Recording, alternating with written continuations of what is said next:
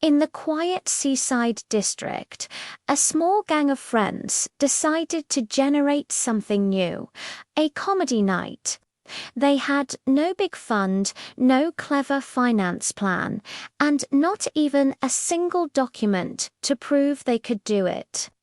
But their enthusiasm was huge, and their laughs were even bigger.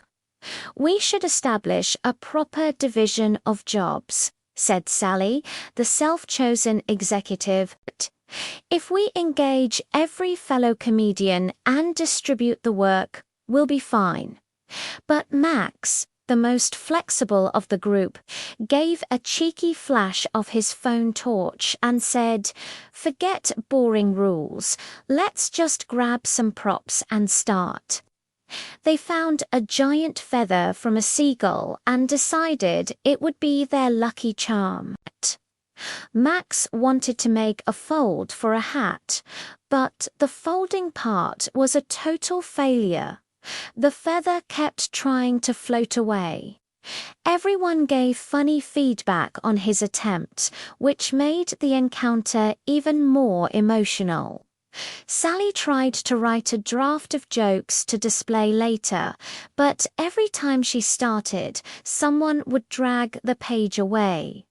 "We need to edit this properly before the final edition," she complained. The others just giggled. Meanwhile, Tina, the quiet one, wanted to add a little magic. She tried to fuel a candle to get a dramatic flame for the stage.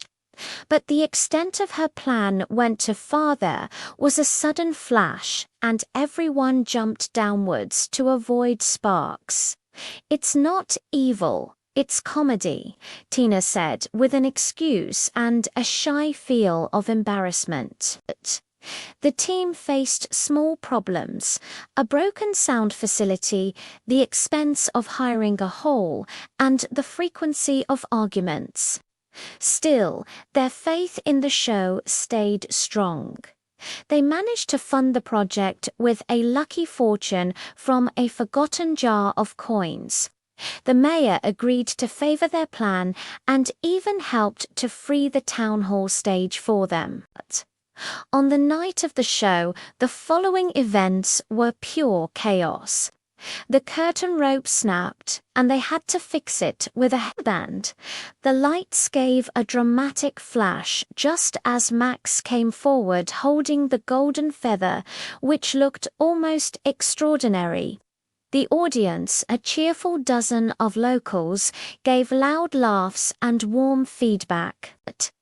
Even the usually serious elderly couple from the big estate clapped with enthusiasm.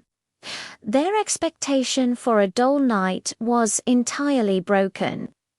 Afterwards, Sally stood on stage to evaluate the night. "We didn't just make people laugh, we proved that freedom and friendship are fundamental for fun," she said, "and I hereby forgive all who found my secret joke notes and tried to expose them." The finding was clear: laughter is priceless. The gang shared the small gain of a tin of biscuits as payment. No formal examination, no funding report, just pure joy. And as the comedy genre grew, they promised to extend their next show furthermore, with even more feathers and maybe a bigger crowd than a dozen.